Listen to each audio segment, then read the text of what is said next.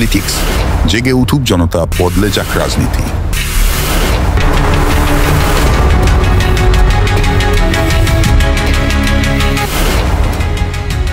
আমি মনে করি না জামাত ইসলামী কোনো বাটপারি করে। আমি মনে করি না জামাতের ভিতর একটা অসচেতন একটা দল। আমি মনে করি না জামাত কোনো মানি ট্র্যাপে যায়। আমি মনে করি না জামাতের নীতিবোধ খারাপ। আমি মনে করি না জামাত কোনো ভারতীয় রাজনৈতিক দল। আমি বলবো বাংলাদেশ জামাত ইসলামী গণ মানুষের রাজনৈতিক দল, মুসলমানদের রাজনৈতিক দল, যেখানে হিন্দুদেরকেও অ্যাকোমোডেট করা হয়, খ্রিস্টানদেরকেও অ্যাকোমোডেট করা হয়, বৌদ্ধদেরকেও অ্যাকোমোডেট করা হয়, এবং তাদের এই নীতিমালাগুলোকে আমি সম্মান করি এবং ভালোবাসি।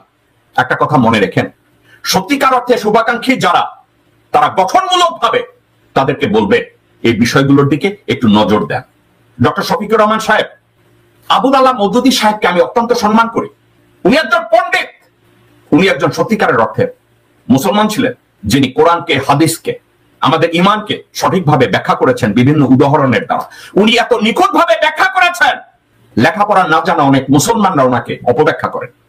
কিন্তু রাজনৈতিকভাবে কনক্লুশনের ক্ষেত্রে ভারত যখন ডিভিশন হয়েছে ইংরেজদের ষড়যন্ত্রে, উনি নিজেও কনফিউজ ছিলেন যে উনি ভারতের দ্বিজাতি তত্ত্বের ভিত্তিতে ভারতকে ভাঙতে চান অথবা চান না।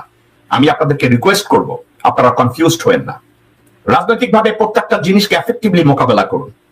সন্তোষ শর্মার মতো বিতর্কিত লোককে আপনাদের মিটিং এর দাওয়াত দিয়ে প্রমাণ করার দরকার নাই যে আপনারা হিন্দুদের সাথে কাজ করতে চান, আপনারা খ্রিস্টানদের সাথে কাজ করতে চান, আপনারা বৌদ্ধদের সাথে কাজ করতে চান। বিতর্কিত লোকজনদেরকে ডাকার দরকার নেই। আপনারা সবাই জানেন যে বাংলাদেশের জামাত ইসলামীর একটা অনুষ্ঠানে বালবেলা সম্পাদক সন্তোষ শর্মা নামক এক ব্যক্তিকে ইনভাইট করা হয়েছে। এখন বালবেলার এই সম্পাদক অনেকে দাবি করেন উনি রয়ের এজেন্ট। এর পক্ষে কি কোনো প্রমাণ আছে? দর্শক, কিন্তু আপনাদের বোঝার স্বার্থে বলছি, রয়ের এজেন্ট, সিআই এর এজেন্ট, মোসাদের এজেন্ট, এরা কেউ আইডেন্টিফিকেশন নিয়ে হাঁটে না এবং কোনো জায়গায় গিয়ে কেউ বলবে না যে আমরা অমুকের এজেন্ট। তো তাকে সন্দেহ করা হয় কয়েকটা কারণে। এক, হাসিনা শাসন আমলে যখন হারুনের মতো লোক, হারুনের মতো বেশ্যা, হারুনের মতো পুলিশের ইউনিফর্ম পরা একটা কুত্তা যখন ওখানে জনগণকে নিয়ে টর্চার করতো, তখন এই সন্তোষ শর্মা ওখানে গিয়ে বসতো, ওখানে গিয়ে টর্চার করতো, ওখানে গিয়ে মন্তব্য করতো। এরা একত্র হয়ে হর্ষবর্ধন শ্রীংলা, তারপরে আরেকটা ছিল ভারতের অ্যাম্বাসেডর ছিল, এর মধ্যে আমি এটার নাম ভুলে গেছি, নাম আমার মনে আসবে, তার সাথে তারপরে ওই এখন প্রণয় ভার্মা, এদের সাথে তার সম্পর্ক খুব একেবারে লটকালুৎকি সম্পর্ক দিয়ে। ও বাই দা ওয়ে, এই সন্তোষ শর্মা আবার রানা দাশগুপ্তের অত্যন্ত ক্লোজ হিন্দু বৌদ্ধ খ্রিস্টান ঐক্য পরিষদের আরেক বেনিফিশিয়ারি। তো এদেরকে নিয়ে যখন কথা হচ্ছে, কথাটা হচ্ছে কি, ওই এই সন্তোষ শর্মা যখন ওখানে গেছে, অনলাইন অ্যাক্টিভিস্টদের ভিতরে কেউ এই বিষয়টাকে নিয়ে মন্তব্য করেছে।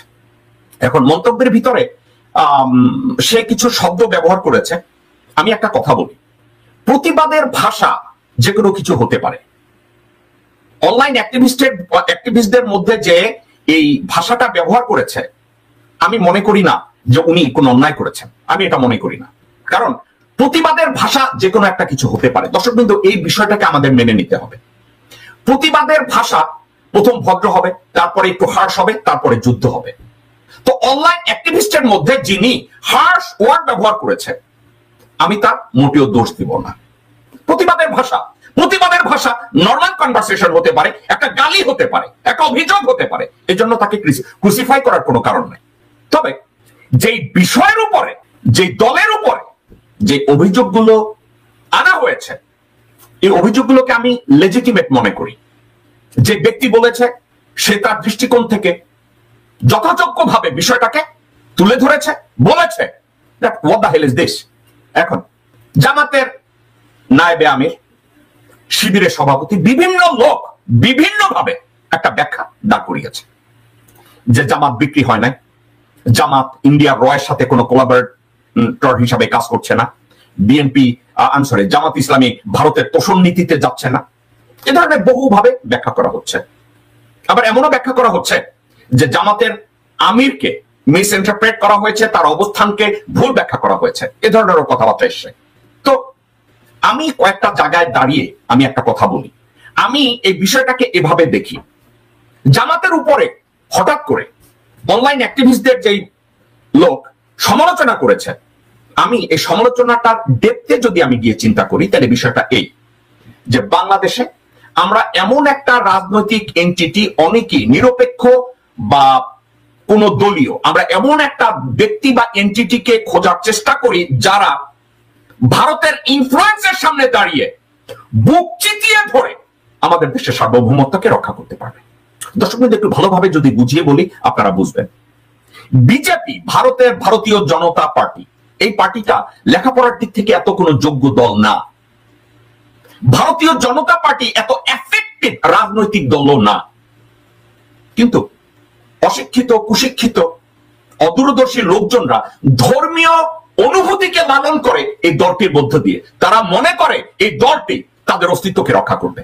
আপনি যদি বিজেপি এবং জামাত ইসলামীকে পাশাপাশি ধরেন, জামাত ইসলামী ওই দল যাদের ভিতরে দূরদর্শিতা আছে, যাদের ভিতরে শিক্ষা আছে, যাদের ভিতরে প্র্যাগমেটিজম আছে, যাদের ভিতরে সৎ চরিত্র আছে, যাদের ভিতরে নীতি আছে। তো বাংলাদেশের মানুষ ধর্মপ্রাণ মুসলমান, 90% উপরে ধর্মপ্রাণ মুসলমান। যারা জামাত করে না তাদের ভিতরেও জামাতের উপরে তাদের একটা আকাঙ্ক্ষা থাকে। কি আকাঙ্ক্ষা থাকে? পরিবারতান্ত্রিক রাজনীতির বদলে কেউ যদি অন্য দলের কাছ থেকে কিছু আশা করে, ওই দলটা জামাত ইসলামী। তাদের সাংগঠনিক শক্তি, তাদের contribution to the society, তাদের contribution to the employment, তাদের contribution to the economy, তাদের contribution to the education, জামাতের কাছ থেকে তারা আশা করে। এখন একটা কথা আপনারা জেনে থাকবেন, হিউম্যানস এক্সপেকটেশনস আর আনলিমিটেড। মানুষের আকাঙ্ক্ষা কোনো লিমিটেশন নাই। জামাতের কাছ থেকে যদি তাদের এই আকাঙ্ক্ষাটা থেকে থাকে এবং যে ব্যক্তি অনলাইনে জামাতকে দোষারোপ করেছে, লজিক্যালি দোষারোপ করেছে, সেক্ষেত্রে তাকে ডেমোনাইজ করার তো কোনো রিজন নাই। সে তার অনুভূতিকে প্রকাশ করেছে। আপনারা তাকে এভাবে কেন বলেন যে জামাতের আমিরকে অসম্মান করছে, অমুককে অসম্মান করছে? আরে ভাই, জামাত একটা রাজনৈতিক দল, জামাতের আমির সেও একজন রাজনৈতিক দলের প্রধান, সেও একজন রাজনীতিবিদ। তো ওই রাজনৈতিক দলের প্রধানকে যদি অনলাইন অ্যাক্টিভিস্টদের কেউ প্রশ্ন করে, তার সন্দেহকে তুলে ধরে, না লুকিয়ে তাকে দোষ দিচ্ছেন কেন? তাকে দোষ দেওয়ার তো আমি কোনো কারণ দেখি না। বরং এটা বলেন যে এই প্রশ্নটা সে সঠিক সময় করেছে, যে এক্সপ্লেইন ইউর সিচুয়েশন জামাতে আমির, আপনার পজিশনটা আপনি ক্লিয়ার করেন।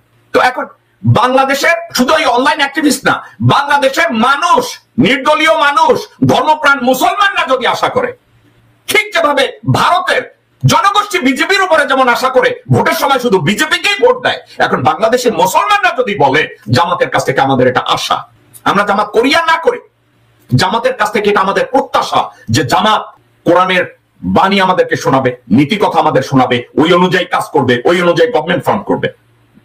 কিন্তু তারা এই সমালোচনাটাকে গত কয়েকদিন ধরে যেভাবে মিসকোট করছে, মিস ইন্টারপ্রেট করছে, মিস কোটেশনের দ্বারা যে সমালোচনা করেছে তাকে সমালোচনা করছে, কিন্তু একটা জায়গায় গিয়ে তারা দাঁড়াচ্ছে না, এই বিষয়টাকে খোলাসা করছে না। জামাতের নায়েবে আমির ব্যাখ্যা দিয়েছে, বিষয়টাকে সঠিক জায়গায় ব্যাখ্যা করে নাই। শিবিরের সভাপতি ব্যাখ্যা দিয়েছে, কি ব্যাখ্যা দিয়েছে? বলেছে একটা লোক এসে, আমি তো জানতামই না সে সন্তোষ শর্মা, আমি তাকে অন্য 10 জন গেস্টের মতো করেছি।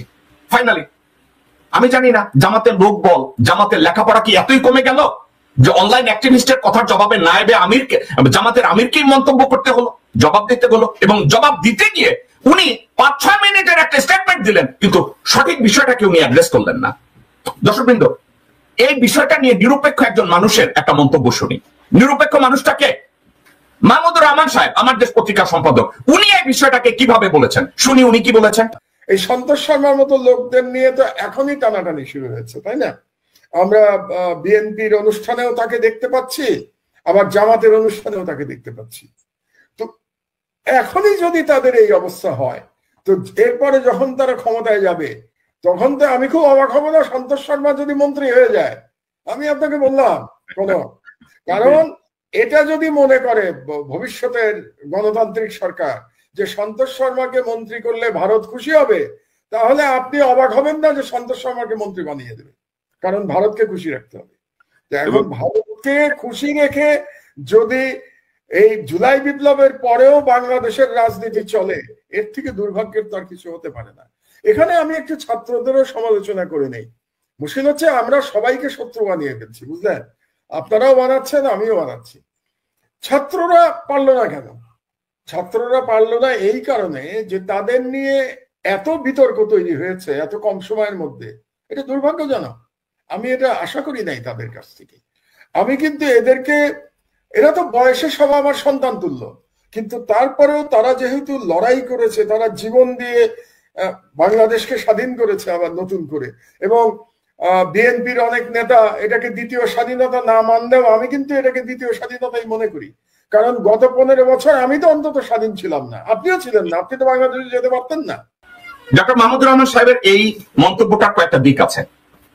উনি বলেছে বিএনপির নেতারা এটাকে দ্বিতীয় স্বাধীনতা মনে করেন না, ঠিক আমিও ওনার সাথে একমত পোষণ করি, এবং এই কথাটার জবাব বিএনপির কোন নেতা দিবেন না।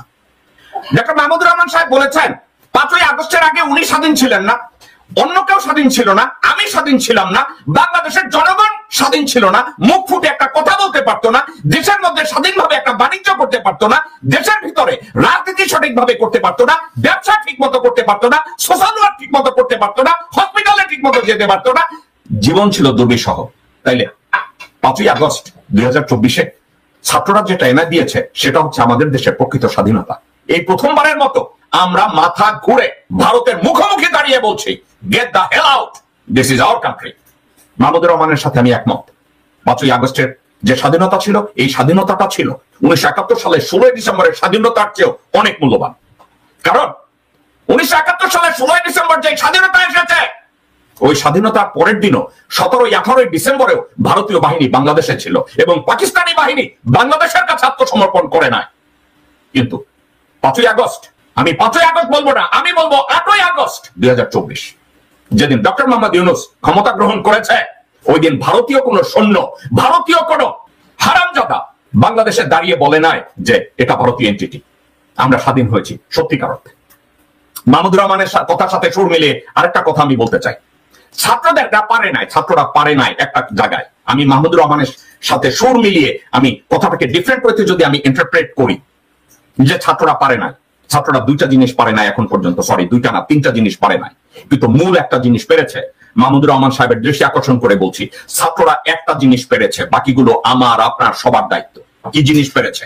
ভারত ওয়াকারের মাধ্যমে, চুপ্পুর মাধ্যমে চেয়েছিল আসিফ নজরুলকে সরকার প্রধান করতে। ছাত্ররা এই বিপ্লবের পরে রাজনৈতিক প্রস্টিটিউটদের, ভারতীয় প্রস্টিটিউটদের সরিয়ে তারা বাংলাদেশে ডক্টর মোহাম্মদ ইউনূসের মতো একজন মহামানবকে তত্ত্বাবধায়ক সরকারের প্রধান বানিয়েছে, অন্তর্বর্তীকালীন সরকারের প্রধান বানিয়েছে। মূল কাজটা তারা করেছে। এখন আপনি যেগুলোর ব্যর্থতার কথা বলেছেন, আমি আপনার সাথে একমত মাহমুদুর রহমান সাহেব। ওই একই দিনে যদি 3 বাহিনীর প্রধানকে পদচ্যুত করা হতো, চুপ্পুকে যদি বঙ্গভবন থেকে সরানো হতো, সংবিধানকে যদি ডিসপোজ করা হতো, তাইলে আজকে আমরা যে স্ট্রাগলটা করছি, এই স্ট্রাগলটা আমাদের মধ্যে আর থাকতো না। এখন সমস্যা হচ্ছে বাংলাদেশের রাজনৈতিক দলের ভিতরে এতদিন আমি মনে করতাম শুধু আওয়ামী লীগই ভারতীয় রাজনৈতিক দল, কিন্তু আমি তো আর জানতাম না যে বিএনপি বিজেপি হয়ে গেছে। আমি তো এটা জানতাম না। কেন জানতাম না? আপনারা দর্শকবৃন্দ, আপনারা প্রায় শুনতেন হাসিনা বলতো ধর্ম যার যার, উৎসব সবার। তো আমরা কি মনে করছি হাসিনা চলে গেছে, এই ডায়লগ আমাদেরকে আর শুনতে হবে না, আমরা তাই মনে করছি না যে হাসিনা চলে গেছে, এটলিস্ট এই জাহান্নামী কথাবার্তা আমাদেরকে আর শুনতে হবে না। কিন্তু না, শুনুন হাসিনার কথা অন্য একজনের মুখ থেকে কেমনে বের হয়। ধর্ম যার যার, উৎসব সবার। আমি আমার শৈশবে আমি এই পূজা মণ্ডপের নাটকও করেছি। আমি আমার শৈশবে আমার বন্ধু বান্ধবদের সঙ্গে নিয়ে আমি বিজয়ের আনন্দ উপভোগ করেছি। এটা আমার শৈশব, কৈশোর, আমার যে চেতনা, সেই চেতনার মধ্যে আমি এটাকে লালন করি। ঠিক একইভাবে আমার দলও সে একই কথা বিশ্বাস করে। শুনেছেন? আপনারা শুধু কিশোরগঞ্জের ফজারে গালি দিবেন, এই ঠাকুর গায়ের এই যোগীরে কি বলবেন? এটা তো একটা যোগী, ভারতীয় যোগী, ভারতীয় দালাল। সন্তোষ শর্মার চেয়েও ডেঞ্জারাস। সন্তোষ শর্মা কোন জায়গায় গেলে আমরা তো বুঝি এই শালা শর্মা বান্দালা সম্পাদক, কিন্তু এই যোগী কোথাও যায় গিয়ে বলে আমি জিয়াউর রহমানের দলের মহাসচিব, এবং সে বলে এই কথা। তাইলে আমি একটা কথা বলি, ভারতীয়দের ভাষায় মোদীর স্লোগান হলো জনপ্রিয়তার জন্য ভারতে হিন্দু খতরে মে হ্যায়। মোদীর স্লোগান ইন্ডিয়ায় হিন্দু খতরে মে হ্যায়। আর এই গাবুরের কথা শুনে আমার মনে হয় বিএনপি খতরে মে হ্যায়, বেগম জিয়া খতরে মে হ্যায়, তারেক জিয়া খতরে মে হ্যায়। যখন এই যোগী মির্জা ফাকু সে বলে ধর্ম যার যার, উৎসব সবার, সে নাকি অভিনয় করেছে পূজা মণ্ডপে গিয়ে। গত 17 বছরে তো মির্জা ফখরুল এই অভিনয়টা চালিয়ে আসছে শুধু তারেক রহমানের চোখে পড়ে না, কারণ তার কপালে বোধহয় তিলক লাগাই দিছে, দিয়ে আবার মুছা দিছে, কারণ ওইটা তাতে কেউ দেখতে না পারে। বুঝেছেন? দেখো এই লোক যদি এই কথা বলে, তাইলে ডক্টর শফিক রহমান জামাত ইসলামের তার কথাবার্তা যদি কিছুটা ইমব্যালেন্স হয়, কারণ কি উনিও তো একসময় জাসদ করেছেন। শফিক রহমান অফকোর্স একজন ভালো মানুষ, অফকোর্স নিরহংকারী একজন দূরদর্শী মানুষ, কিন্তু কোন একটা জায়গায় উনি কি ভুল সিদ্ধান্ত নিয়েছেন, অথবা এটার উপরে কি ওনার কোন স্পেসিফিক ব্যাখ্যা আছে? মাহমুদুর রহমান সাহেব যেভাবে খোলামেলা জানতে চেয়েছে, আজকের যদি তাকে আপনারা এভাবে মিটিং এ ডাকেন এবং পরবর্তী সময় গভর্নমেন্ট ফর্ম করে যদি এই সন্তোষ শর্মার এই ধর্মমন্ত্রী বানায় দেন, তাহলে পরিস্থিতিটা কোন দিকে যাবে? আপনারা কি তাইলে ধর্মটাকে মিসইন্টারপ্রেট করছেন না? ওটাকে কি বলে, বিভিন্ন ধর্মের যেটাকে ইন্টারফেইথ কোঅপারেশন, ইন্টারফেইথ রিলেশনশিপ, এটাকে আপনারা মিসইন্টারপ্রেট করছেন না? যার ব্যাংক অ্যাকাউন্টে 200 কোটি টাকার উপরে পাইছে এই ধরনের একটা লোককে, যাকে দুদক ইনভেস্টিগেট করছে, যার উপরে তকমা লাগানো আছে রয়, তাকে আপনারা কেন ডাকেন? এবং আরো একটা জিনিস আমার মাথায় ঢুকলো না, শিবিরের সভাপতি বলল যে সে জানতো না এই লোক আসে, কিন্তু আপনারা একটা ভিডিও দেখেন, এই ভিডিওটায় শিবিরের সভাপতিকে দেখা গেল সন্তোষ শর্মার পা ছুঁয়ে সালাম করতে গেছে। দেখুন দর্শক বৃন্দ, ভারত মাতা কি। আবার দেখেন ভিডিওটা শুরুতেই শিবিরের সভাপতি কি করতেছে, ভারত মাতা কি। দেখেছেন তো শিবিরের সভাপতি কি, ভারত মাতা কি। তো শিবিরের সভাপতি সন্তোষ শর্মা পা ছুঁয়া মাথা নোয়া উনি কি সেজদা করতেছিল, না পা ছুঁয়া সালাম করতেছিল, নাকি ওটাকে কি বলে নমো নমো হরে রম এগুলো কইয়া সেজদা করতেছিল? কোনটা মানে আসলে কোনটা করতেছিল শিবিরের সভাপতি? তো শিবিরের সভাপতি যদি তাকে হরে রাম কইয়া প্রণাম করতে থাকে, সেবা করার জন্য মাথা নোয়ায়, তাইলে এই উনি এই শিবিরের সভাপতি কেন ব্যাখ্যা দিতে গেল যে না আমরা জানতামই না উনি আসছে? এবং এই শিবিরের সভাপতি যখন এই প্রণাম করতে গেছে, পাশে তো মানব জমিনের সম্পাদক মতি মিয়া বসে আসছিল। এই মতি মিয়া তো আরেক ডাবর হুবড়ি, এও এর মতো মির্জা ফখরুলের মতো ড্রামা জানে। ড্রামা জানে কেন জানেন? সে সত্যকে গ্রহণ করতে পারে না। ওয়াকারের মিনিমিক বাটপার মুশফিক ফজল আনসারী যখন স্টেট ডিপার্টমেন্টে গিয়া ম্যাং ম্যাং করতেছিল, আমি কথা বলতেছিলাম, এই মতি মিয়া আমাকে রেফার করছে জনৈক বাংলাদেশি, এবং আমি যখন ফোন করছি বলে আস্তাগফিরুল্লাহ, আমি বিষয়টাকে এইভাবে জানতাম না। পরে আর আমার ফোনের ডরে উনি আর অফিসেও বসতেন না। এখন এই মতি মিয়ার পাশে বৈশা, মানব জমিনের মতি, তার পাশে বৈশা শিবিরের সভাপতি যখন এই সন্তোষ শর্মাকে পারে তো সিজদা দেয়, তো তাইলে কি হইলো? সে যদি ওখানে বসে বলে আমি এটা করি নাই, আমি সন্তোষ শর্মাকে চিনতাম না, পাও ছুঁইয়া সালাম দিতে যাই নাই, এই কথা তো এখনই পার পাবে। একটা কথা আমি আপনাদেরকে বলি, ছোট সময় আমার প্রিয় শিক্ষক কানাইলাল সে, আমি কিন্তু ছোট সময় সচেতন কতটা ছিলাম তা আমি জানি না। আমি যখন প্রাইমারি স্কুলে পড়ি, আমি কিন্তু কানাইলাল শিলকে, আমি কিন্তু আমার যতদূর মনে পড়ে আমি বোধহয় পা ছুঁইয়া সালাম করছি 2-4 বার। আমি যদি বলি হ্যাঁ আমার মনে পড়ে, আমি অস্বীকার করবো না, কিন্তু ওটা প্রণাম ছিল না। আমি স্কুলে ভালো করছি, তখন কানাই স্যার সামনে আসছে, আব্বা আম্মা সামনে আসছে, তাকে সালাম দিতে বলছে, আমি দিছি। আমার 7-8 বছর বয়সে অফকোর্স আমি দিছি, আমার মনে পড়ে। কিন্তু এটা নিয়ে আমাদের মুসলমান ধর্মের কালচারের কিছুটা মিসইন্টারপ্রিটেশন আছে যে আমরা এভাবে সালাম দেব অথবা দেব না। এখন কথাটা হচ্ছে যে শিবিরের সভাপতি যেভাবে এই সন্তোষ শর্মার সামনে মাথাটা নোয়াইয়া প্রণাম করতেছিল, বিষয়টা কোন দিকে গেল? তাই না, বিষয়টা এভাবে গেল যে ওনারা ওনাদের পজিশনটাকে ঠিক মতো ব্যাখ্যা করতে পারছে না। এটা নিয়ে ডক্টর মাহমুদুর রহমান সাহেব উনি মন্তব্য করেছেন, এটা নিয়ে অনলাইন অ্যাক্টিভিস্ট খুব জোরালো ভাবে কিছু কথা বলেছে, যে উনি যখন কথা প্রতিবাদ করেছে শক্ত ভাষায় তাকে সমালোচনা করেছে। যারাই বলেছে অনলাইন অ্যাক্টিভিস্টদের যে সমালোচনা করেছে, খুব নোংরা ভাষা ব্যবহার করেছে। আমি এটাকে বলেছি যে নোংরা ভাষা বলতে কোনো কথা নাই, প্রতিবাদের ভাষা যে কোনো ভাষা হবে।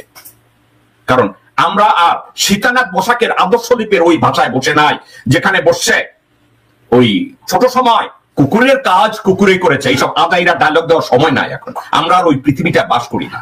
প্রতিবাদের ভাষা যখন শুরু হবে তখন একটা কথা আপনি মনে রেখেন, যারা ভদ্রতা খুঁজেন না তাদের কোমর পেঁচাইয়া সেটাইয়া যদি একটা বাড়ি দেয়, ঘুরিয়া বলবে আরে কুত্তার বাচ্চা, লাফাই উঠে গালি দিবে। এইসব ভদ্রতার কথা আমারে শিখায়েন না। তো ওই অনলাইন অ্যাক্টিভিস্টদের ভিতরে কেউ যদি ডক্টর শফিকুর রহমান এবং জামাত সম্পর্কে কথা বলে, আমি জামাতের প্রত্যেকটা লোককে ধৈর্য ধারণ করতে বলবো। রেদার আমি ডক্টর শফিকুর রহমানকে বলবো এবং নায়েবে আমির তাহের সাহেবকে বলবো, ওনারা যেন যে অভিযোগটা এসেছে সন্তোষ শর্মাকে নিয়ে হুবহু এই কথাটা একটা ব্যাখ্যা দাঁড় করাতে। যদি ব্যাখ্যা দাঁড় করাতে না পারেন, আপনাদের ব্যর্থতা এটা। আপনাদের সেন্ট্রাল কোনো মুখপত্র নাই, আপনাদের কোনো মাউথপিস নাই। আপনাদের এত বড় একটা দল, আপনারা হসপিটাল করেন, আপনারা স্কুল করেন, আপনারা জনসেবা করেন, আপনারা জব ক্রিয়েট করেন, একটা মুখপত্র রাখতে পারেন না যে মুখপত্র জামাতের দলীয় মতামতটাকে সবসময় প্রকাশ করবে। আপনাদের ভিতরে এই যোগ্যতা, এই মননশীলতা, আপনাদের এই দূরদৃষ্টি আপনাদের ভিতরে তৈরি হয়। এখন আমাকে আপনারা গালি দিতে পারেন, যেরকম মিল্টন জামাত ইসলামের গালি দিছে না। আমি বলবো কি জানেন, জামাত হাজারো ভালো কাজ করেছে বাংলাদেশের জনগণের পক্ষে। বাংলাদেশ জামাতে ইসলামী জনগণের স্বার্থে স্কুল কলেজ করেছে, মাদ্রাসা করেছে, ব্যাংক করেছে, আরো দাতব্য চিকিৎসালয় করেছে, করে না এমন কিছু নাই।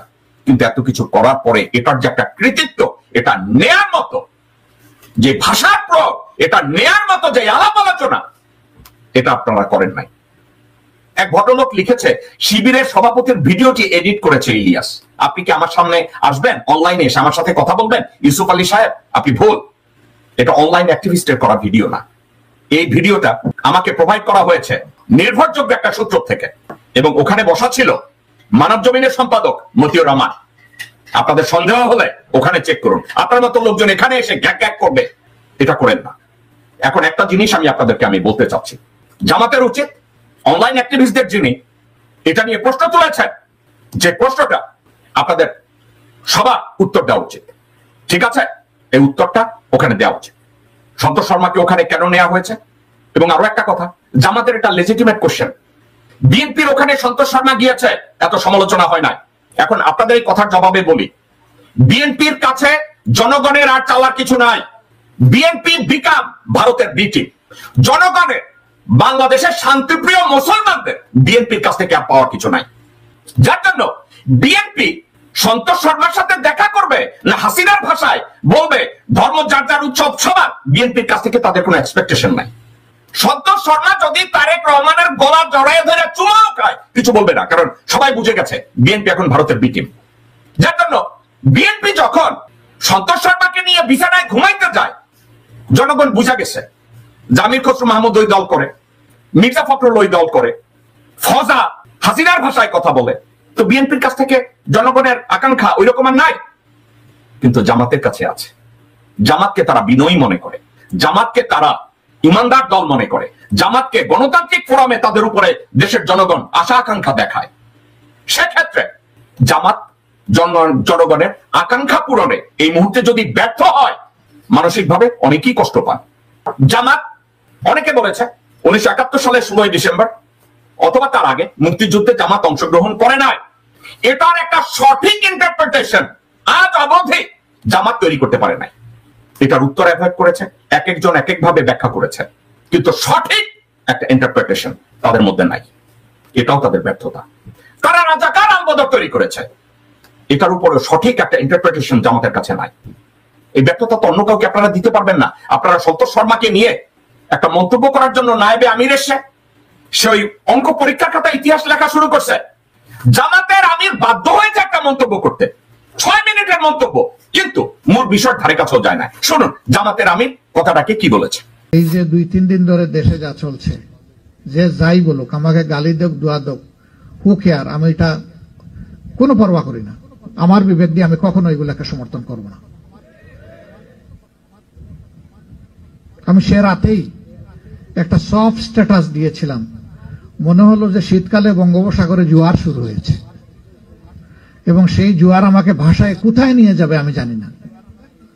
আলহামদুলিল্লাহ, আল্লাহ শুকুর, আমাকে 18,900 গালি দেওয়া হয়েছে। দর্শকবৃন্দ, আমি আবার এই কথাটা আবার শুনবো, আপনাকে আবার বলি। প্রথম কথা, উনি একটা রাজনৈতিক দলের প্রধান এবং উনি একজন পেশাগতভাবে একজন ডাক্তার, ভালো বংশের জন্মগ্রহণ করেছেন, নির্লোভ একজন মানুষ এবং ভালো মানুষ। ওনাকে কি কেউ শিখায় নাই যে কোন একজন রাজনৈতিক দল এবং দলের প্রধান জনসমক্ষে দাঁড়িয়ে কখনো বলতে পারে না হু কেয়ার? এটা অভদ্রতা। ওনাকে কি কেউ এটা শিখায় নাই? কারণ উনি ভালো মানুষদেরও রিপ্রেজেন্ট করে, খারাপ মানুষদেরকেও উনি রিপ্রেজেন্ট করে। আমার কথাটাকে একটু ভালোভাবে শুনেন। একটা রাজনৈতিক দল শুধু এটা বলতে পারবে না যে আমরা শুধু ভালো মানুষদেরকে রিপ্রেজেন্ট করি, এটা বলতে পারবে না। একটা রাজনৈতিক দল ভালো খারাপ সবাইকে রিপ্রেজেন্ট করে। সেক্ষেত্রে একজন রাজনৈতিক নেতা বলতে পারে না হু কেয়ার। তাহলে ডক্টর শফিক রহমান এখানে একটা ভুল করেছে। উনি বলছে হু কেয়ার। উনি কি রাজনৈতিক নেতা? উনি কি রাজনৈতিক নেতা কিনা দর্শক বৃন্দ? উনি যদি বলে হু কেয়ার, এটা কোনো রাজনৈতিক নেতার ল্যাঙ্গুয়েজ না। কারণ রাজনৈতিক নেতার ল্যাঙ্গুয়েজ হবে আই কেয়ার। রাজনৈতিক নেতার ল্যাঙ্গুয়েজ হবে আই কেয়ার। প্রত্যেকটা রাজনৈতিক নেতার দায়িত্ব হলো সে কেয়ার করে, ভালো এবং খারাপ। তো ডক্টর শফিক রহমান সাহেব, উইথ ডিউ অল রেসপেক্ট, অত্যন্ত সম্মানের সাথে আপনাকে বলছি, আপনার এই কথাটা সামাজিকভাবে ইগনোরেন্ট। আপনি এই কথাটা ঠিক বলেন নাই। আপনি যখন বলছেন হু কেয়ার, আরেকটা কথা বলছেন, মনে হচ্ছে শীতের সময় বঙ্গোপসাগরে জোয়ার এসছে। আপনার এ কথাটাও ভুল। আপনি বলতে চেয়েছেন শীতের সময় সাগরে ঝড় উঠেছে। এর অর্থ শীতের সময় সাগরে ঝড় উঠে না। আপনি এটা প্রমাণ এটা বলতে চেয়েছেন, কিন্তু কথাটাকে গুছিয়ে বলতে পারেন নাই। আপনি বলছেন শীতের সময় সাগরে জোয়ার এসছে। গ্রামাটিক্যালি, প্র্যাকটিক্যালি আপনার কথাটা ভুল। শীতের সময় বা গরমের সময় বা তুফানের সময়, গ্রীষ্মের সময় জোয়ার ভাটা সবসময় হবে। আপার টাই লোয়ার টাই এটা হবে, এর কোনো ব্যতিক্রম নাই। কিন্তু আপনি বলতে চেয়েছেন শীতের মধ্যে সমুদ্রে বা নদীতে ঝড় তুফান কম হয়, আপনি এটা বলতে চেয়েছেন। এবং হু কেয়ারস কথাটা অত্যন্ত আপত্তিজনক। আপনারা যদি একজন অনলাইন অ্যাক্টিভিস্টের সমালোচনা নিতে না পারেন, তাহলে রাজনীতি করছেন কেন? তো আপনারাও তো মির্জা আব্বাসের কাতারে গিয়ে দাঁড়াইলেন রে ভাই। আপনারাও তো তাহলে ফজার কাতারে দাঁড়াইলেন, তাইলে আপনারাও তো মির্জা ফখরুলের কাতারে গিয়ে দাঁড়াইলেন, তাই না? তো আসেন আমরা জামাতের আমিরের পরের কথাগুলো শুনি। এই যে 2-3 দিন ধরে দেশে যা চলছে, যে যাই বলুক, আমাকে গালি দেখ দোয়া দেখ, হু কেয়ার, আমি এটা কোনো পরোয়া করি না। আমার বিবেক দিয়ে আমি কখনো এগুলোকে সমর্থন করব না। আমি সে রাতেই একটা সফট স্ট্যাটাস দিয়েছিলাম, মনে হলো যে শীতকালে বঙ্গোপসাগরে জোয়ার শুরু হয়েছে এবং সেই জোয়ার আমাকে ভাষায় কোথায় নিয়ে যাবে আমি জানি না। আলহামদুলিল্লাহ, আল্লাহর শুকুর, আমাকে 18,900 গালি দেওয়া হয়েছে। আমার ফেসবুকে গিয়ে আপনারা পাবেন এটা। আর 11,000 জনকে এটা পাঠিয়ে দেওয়া হয়েছে যে তুমিও গালি দেও, শেয়ার করা হয়েছে। সংগঠনের দায়িত্বশীলরা বলেছেন আপনি না বলে অন্য কেউ বললে ভালো হতো। কথাটা ঠিক আছে অবশ্য, উনি বলেছেন উনি না বলে অন্য কেউ বললে ভালো হতো। না ডক্টর শফিকুর রহমান সাহেব, আপনি বলেছেন কেন যেন আমার মনে হয়েছে এটা আপনার উদারতা, এটা আপনার দূরদৃষ্টি। আপনি বলে ঠিক করেছেন, কিন্তু একটা কথা, আপনি 2 লাইনে একটা স্টেটমেন্ট দিতে পারতেন, 2 লাইনে, এবং ওই 2 লাইনে প্রিসাইসলি সন্তোষ শর্মাকে নিয়ে 1-2টা লাইন লিখতে পারতেন। এখানেও আপনি ভুল করেছেন। আপনি ছোট্ট একটা সফট, আবার ওখানে আবার লাগাইতে গেছেন সফট আর hard. It's a wrong decision, এটা ঠিক করেন নাই। অর্থাৎ আমি আর আপনার এই বক্তব্যটাকে ইলেবোরেট করব না। আপনি 3টা ভুল করেছেন। 1, আপনাদের সেন্ট্রাল কোনো প্রেস অফিস নাই, মুখপাত্র নাই। আবার আপনারা কথা বলতে গিয়ে আপনি কয়েকটা ল্যাঙ্গুয়েজ ব্যবহার করেছেন, ওটা একজন রাজনৈতিক দলের প্রধানের ল্যাঙ্গুয়েজ হতে পারে না। আবার 3, আপনি যখন বলেছেন যে আপনাকে অনেকে বলেছে যে আপনি দলের প্রধান, আপনি বলবেন অন্য কেউ বলুক। শফিক রহমান, ডক্টর শফিকুর রহমান, আপনাদের উচিত দলের একজন মুখপাত্র তৈরি করা, যে শিক্ষিত, দূরদর্শী, কথাবার্তা গুছায়া বলতে পারে, প্রচন্ড ডিপ্লোম্যাটিক কথাবার্তা জানে। আপনারা এমন কিছু লোকজন শফিকুর রহমান আপনার দলে আপনারা জোগাড় করেন, এরা বিসমিল্লাহর ব্যাখ্যা করতে গিয়া বঙ্কিম সাহিত্যটারে লোকজন আপনাদের কথাই বুঝে না। তো আপনারা আপনাদের কৃতিত্ব নিতেও আপনারা বঙ্কিম সাহিত্য খুঁজে বেড়ান, মধুসূদনের সনেট খুঁজে বেড়ান, জনগণ আপনাদের কথা বুঝে না। আপনাদেরকে আমি বলবো, প্রাঞ্জল ভাষায় অঙ্কের পরীক্ষায় অঙ্ক লেখেন, ইতিহাসের পরীক্ষায় ইতিহাস লেখেন, ভূগোলের পরীক্ষায় ভূগোল লেখেন, কেমিস্ট্রির পরীক্ষায় কেমিস্ট্রি লেখেন। ঠিক আছে, অনেকে আমার এই মন্তব্যকে বলবেন আমার কাছে যেটা খারাপ অন্যের কাছে সেটা ভালো। Absolutely right. কিন্তু একটা কথা বলি, আমরা প্রত্যেকদিন দৈনন্দিন জীবনযাত্রায় আমরা কিছু বিষয়কে দেখি যেটা ইউনিভার্সালি ট্রুথ, যেটা সত্য কথা। যেমন আকাশের রং নীল, এটা আমার কাছে যেমন নীল আপনার কাছেও তেমন নীল। তো নীলটাকে নীলের মতো করেই ব্যাখ্যা করা উচিত। এটা যদি আমরা করি, নীলটাকে নীল বলি, সাদাটাকে সাদা বলি, কালোটাকে কালো বলি, এক্ষেত্রে মতামত বা ব্যাখ্যা না, এক্ষেত্রে আমার অবস্থানটাকে সলিডিফাই করার জন্য আমি সঠিকভাবে তুলে ধরবো। আমি মনে করি না জামাত ইসলামী কোনো বাটপারি করে। আমি মনে করি না জামাতের ভিতর একটা অসচেতন একটা দল। আমি মনে করি না জামাত কোনো হানি ট্র্যাপ মানি ট্র্যাপে যায়। আমি মনে করি না জামাতের নীতিবোধ খারাপ। আমি মনে করি না জামাত কোনো ভারতীয় রাজনৈতিক দল। আমি বলবো বাংলাদেশ জামাত ইসলামী গণ মানুষের রাজনৈতিক দল, মুসলমানদের রাজনৈতিক দল, যেখানে হিন্দুদেরকেও অ্যাকোমোডেট করা হয়, খ্রিস্টানদেরকেও অ্যাকোমোডেট করা হয়, বৌদ্ধদেরকেও অ্যাকোমোডেট করা হয়, এবং তাদের এই নীতিমালাগুলোকে আমি সম্মান করি এবং ভালোবাসি। একটা কথা মনে রেখেন, সত্যিকার অর্থে শুভাকাঙ্ক্ষী যারা, তারা গঠনমূলক ভাবে তাদেরকে বলবে এই বিষয়গুলোর দিকে একটু নজর দেন। ডক্টর শফিকুর রহমান সাহেব, আবুল আলাহ মওদুদী সাহেবকে আমি অত্যন্ত সম্মান করি। উনি একজন পণ্ডিত, উনি একজন সত্যিকারের অর্থে মুসলমান ছিলেন, যিনি কোরআনকে, হাদিসকে, আমাদের ইমানকে সঠিকভাবে ব্যাখ্যা করেছেন বিভিন্ন উদাহরণের দ্বারা। উনি এত নিখুঁতভাবে ব্যাখ্যা করেছেন, লেখাপড়া না জানা অনেক মুসলমানরা ওনাকে অপব্যাখ্যা করেন। কিন্তু রাজনৈতিকভাবে কনক্লুশনের ক্ষেত্রে ভারত যখন ডিভিশন হয়েছে ইংরেজদের ষড়যন্ত্রে, উনি নিজেও কনফিউজ ছিলেন যে উনি ভারতের দ্বিজাতি তত্ত্বের ভিত্তিতে ভারতকে ভাঙতে চান অথবা চান না। আমি আপনাদেরকে রিকোয়েস্ট করব, আপনারা কনফিউজড হবেন না। রাজনৈতিকভাবে প্রত্যেকটা জিনিসকে এফেক্টিভলি মোকাবেলা করুন। সন্তোষ শর্মার মতো বিতর্কিত লোককে আপনাদের মিটিং এর দাওয়াত দিয়ে প্রমাণ করার দরকার নাই যে আপনারা হিন্দুদের সাথে কাজ করতে চান, আপনারা খ্রিস্টানদের সাথে কাজ করতে চান, আপনারা বৌদ্ধদের সাথে কাজ করতে চান। বিতর্কিত লোকজনদেরকে ডাকার দরকার নেই, তাদেরকেই ডাকুন যারা নিরপেক্ষ, সমাজ গঠনে ভূমিকা রাখে, শিক্ষিত এবং সচেতন। আপনাদেরকে ঠান্ডা মাথায় আমি কথা বলি, বাংলাদেশের মতো জায়গায় এ ধরনের 2-4 জন লোক আছে, তাদেরকে খুঁজে বের করুন, তাদেরকে খুঁজে বের করে তাদের সাথে কথা বলুন।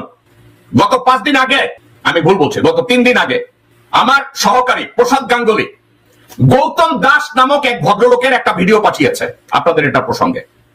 গৌতম দাস অত্যন্ত প্রাঞ্জল কথা বলে, এফেক্টিভ কথা বলেন এই ভদ্রলোক। ওনার মতো লোকজন খুঁজে বের করেন, তাদেরকে সাথে কথা বলুন, আপনারা আলাপ আলোচনা করুন। আপনারা কতগুলো দেশদ্রোহী ক্লাউনদের টেনে আনবেন এবং বলবেন লোকজন আমাদেরকে গালি দিচ্ছে কেন? এটা করেন না। আমি এই বিষয়টা নিয়ে কনক্লুড এটা করব, অনলাইন অ্যাক্টিভিস্টের যে আপনাদেরকে সমালোচনা করেছে, কোন ভাষায় করেছে, কত নোংরা ভাষায়, কত ভালো ভাষায় করেছে, এটা ভুলে যান। Take it as simple criticism, as less as you can. কিন্তু অনলাইন অ্যাক্টিভিস্টদের যিনি এই কথাগুলো বলেছেন, এই কথাগুলোকে লেজিটিমেট কনসার্ন হিসাবে নিয়ে 5 লাইনের একটা স্টেটমেন্ট দিয়ে টোটাল বিষয়টাকে ওভারকাম করতে পারতেন। ইনস্ট্যান্ট আপনারা আপনাদের মাথায় মুত মেখেছেন, গায়ে গু মেখেছেন। এই কাজগুলো আপনাদের করা ঠিক হয় না। এই বিষয়ে আমি আর কথা বলতে চাই না, এবং আজকের পরে কোনো আপডেট যদি স্পেসিফিক না থাকে, আমার মনে হয় না এটার উপরে আর আমার কথা বলার কোনো দরকার আছে।